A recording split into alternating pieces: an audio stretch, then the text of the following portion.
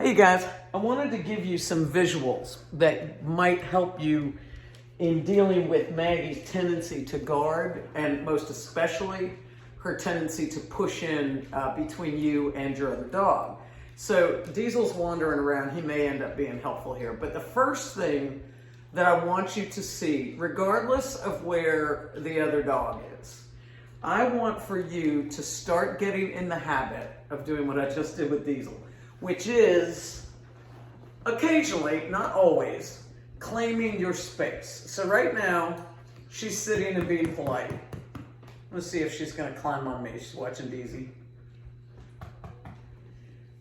Claiming your space, your personal space, means that you are telling a dog to just give you a little bit of distance. Could be a few inches, could be a couple of feet, could be 10, 15 feet.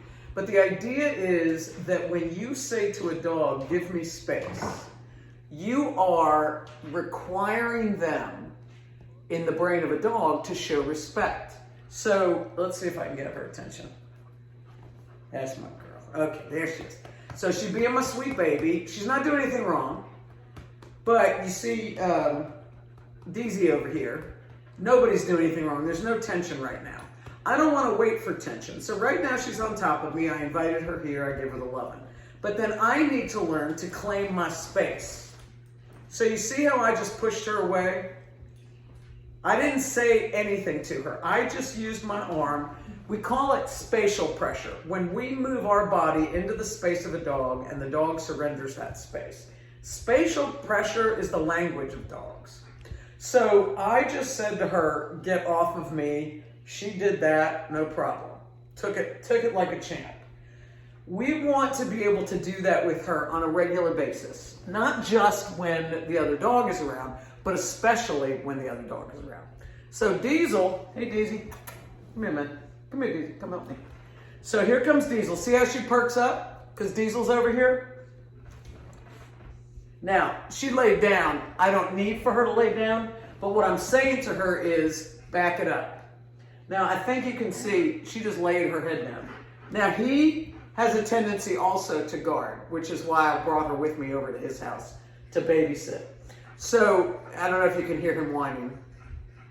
There you are.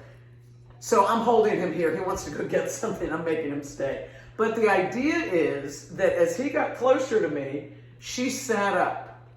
She did not do anything wrong yet. I'm not waiting for it. So I just tell her, back away. Now we're just on a short love seat, so I can only send her just so far.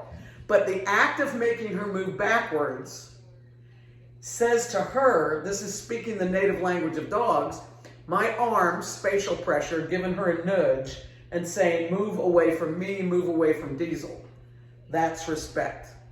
Now, if I wanted to let Diesel come in closer, I would then move her off the sofa. I have a rule in my house, I don't care who the dogs are. One dog at a time gets love. One dog at a time, without exception. So, if Diesel came over here right now, he's at my feet, if he wanted love from me, because I have her up here, I would tell him to go. But if I wanted to let him come in, I would send her out. So that distance, I'll send some other videos showing how to use distance. But even now, she's looking outside. You can't see that off camera. But she's pushing her butt up against me. Subtle. So I'm going to get down low here under her butt and move her butt and now move her. So you see the space in between us? That's what I wanted. And the reason I wanted that is because Diesel is laying down politely at my feet. So I'm not even going to give her the opportunity to crowd me.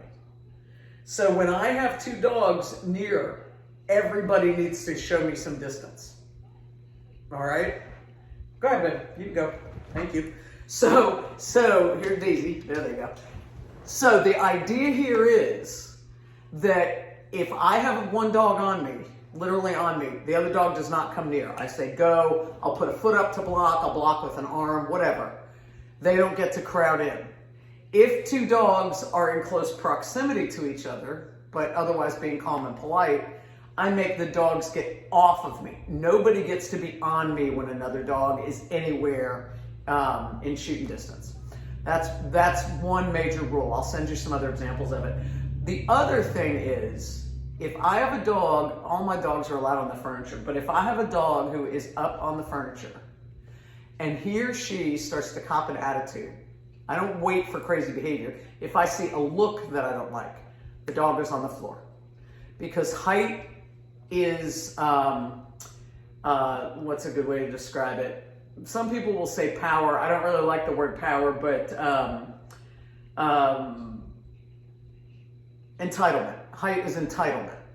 So if I have a dog who looks like they're even thinking about doing something crossways, they go off. I don't make a big deal out of it. I just nudge them just the way I nudged her. So I'll send you other videos, but that's something I want you to think about. And until Maggie comes back, you can practice this with your dog.